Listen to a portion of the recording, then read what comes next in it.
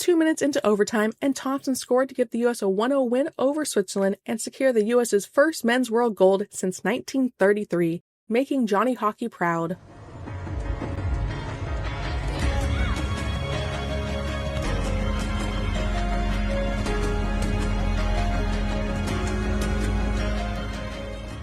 The U.S. outshot Switzerland 40-25, but MVP Swiss goalie Genoni was absolutely phenomenal. He had a shutout streak of almost 5 games, breaking the modern-day record set by Pecorine in 2015. Both teams started the game feeling the weight of the moment. The U.S. didn't register a shot until more than 3 minutes in, and the Swiss not until 6 minutes. Both had power play chances, but couldn't convert in the first. The second period started even more cautiously, with countless whistles slowing the game down to a crawl, adding to the tension. But then came the big moment. Fora's point shot inside the U.S. blue line was blocked by Nazar, who took off on a clean breakaway. Fora caught up just enough to hook him, leading to a penalty shot. But in international rules, anyone can take the shot, and though Nazar, U.S.'s leading point getter, wanted it, USA's coach chose Garland instead. In a team full of young, skilled talent, he went with someone who isn't necessarily known for having handles, to put it nicely. And honestly, I don't think anyone could have done much worse with that attempt.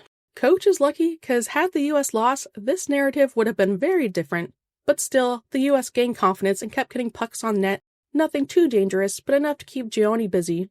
The third period was all cautious again, truly a next goal win scenario even before OT, and when it got to overtime, Thompson was the hero, the same guy left off the Four Nations roster, but making his name a must for the Olympics now.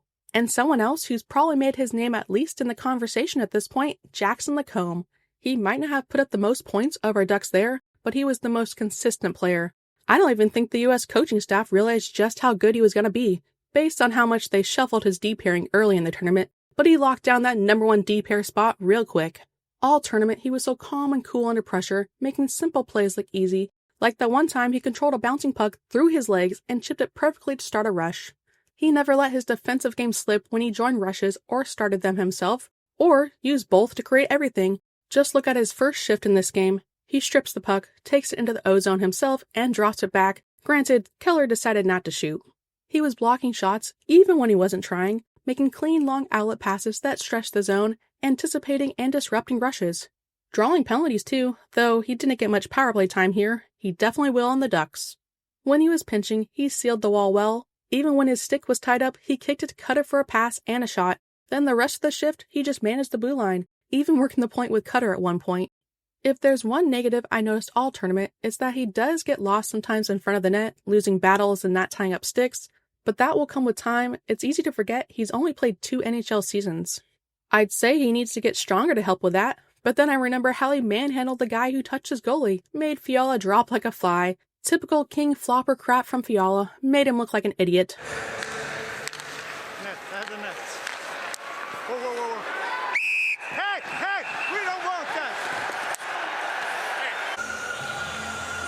Hey? Just a fantastic tournament from Comer. Here are his final stat lines. He was only behind Werenski in most of the defenseman's stats, and even ahead of some forwards in this. I know I'm biased, but honestly, I was more impressed with Comer's basic plays than I was with Werenski's. Werenski made some stupid plays even on some simple stuff. Oh, I guess one more negative. Comer didn't pass the cup to Cutter after they won. Rude. What a Ducks clip that would have been. Cutter saw more ice time in this one, even moving up and down the lineup a few times in hopes of sparking some offense. 3 shots for him, easy work. He shoots everything, Cutter. He's got a great shot, but he shoots everything in the offensive zone. His playmaking popped a bit more in this tourney than we had seen with him with the Ducks. We always knew his speed on rushes was a big part of his game, but his cross-ice passes and vision were impressive too. I think the thing that impressed me the most about Cut this tournament was his defense.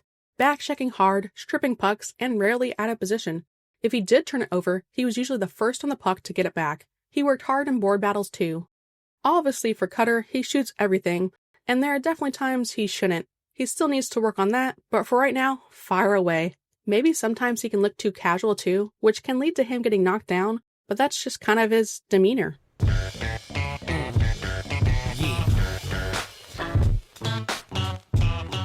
Here are his final stat lines too, and honestly, considering where he was in the lineup for most of the tournament, you couldn't really ask for much more. Definitely a kid who wants nothing more than to win. I'd love to say he'd make the Olympic team too, but that's much steeper competition. But who knows? Maybe him and Leo will start cooking like crazy. And based on each of their tournaments, it's hard not to think they won't. My last face-off in this season. You put that first, okay? Put it. Oh, nice. I love it. In an unexpected matchup between co-hosts, Sweden defeated underdog Denmark 6-2 in the bronze medal game. Stupid broadcast cut away from Leo getting his medal, though. Carlsson finished his tournament adding 2 more assists, bringing his final tally to 10 points in 10 games, tying Elias Pettersson for second most points by an under-20 Swede in a Worlds tournament in the last 30 years. Pretty good. His first assist was simple for him. Skated to the middle, passed to the point, and the defender found the back door wide open. His second was a beauty on the rush. Speed, control, a very fast give-and-go with Zibanejad was insane. That control was on display all game. Quick passes to set up shots, or holding onto it under pressure and getting it deep. And sometimes he'd follow that up with winning battles on the boards on the forecheck. For me, the most impressive thing about Leo in this tournament was his defense, particularly the number of clean strips he had. On the forecheck, strip and control for a shot. In the neutral zone, he'll take that. In the defensive zone, he's going to strip it and take it the other way and probably end up passing it off in the end. As always with Leo, he needs to look for his shot more and be aggressive. It takes him a while to warm up most games, like Sweden in general to be honest, but once he does, he really turns it on. My notes always got longer in the second half of games. When he's aggressive, he's even more dangerous, getting pucks to the net, winning battles behind the net, and then finding that pass again. But of course, that is his bread and butter.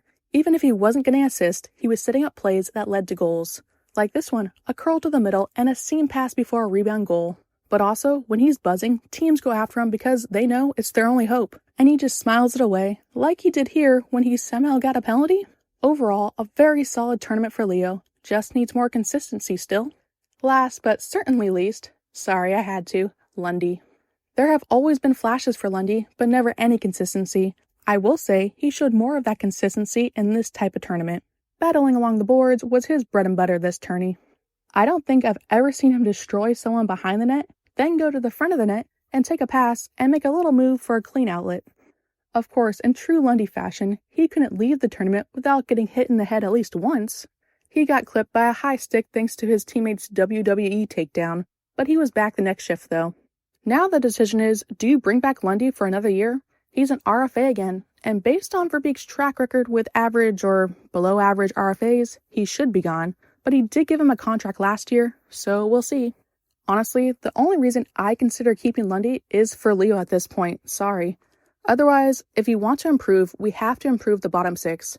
When your specialty is defense and faceoffs, and even that starts to crack, it's probably time to move on. And that concludes this year's coverage of our Ducks at Men's Worlds. Really best case scenario for our Ducks this year. Only thing that would have made it better was Solberg getting a medal too. I wish I could say I'll never do it again, but the Ducks would have to make it past at least 2 rounds of playoffs every year for that to happen. So I at least hope it's shorter every year from now on. Thank you to our members. If you enjoyed the video, like and subscribe, and thank you for watching.